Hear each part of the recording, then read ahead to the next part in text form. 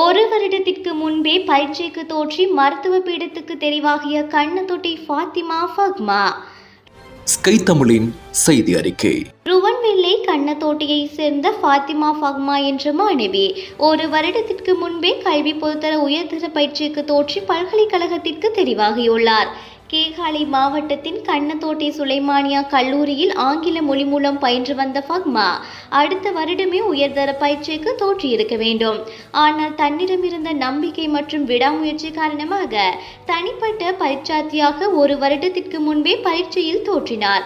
அண்மையில் வெளியான பரீட்சை முடிவுகளின்படி 2.0694 செஸ்கோர் புள்ளிகளுடன் இவர் 2A 1B சித்தியையும் பெற்று மருத்துவ பீடத்திற்கு தெரிவாகியுள்ளார்.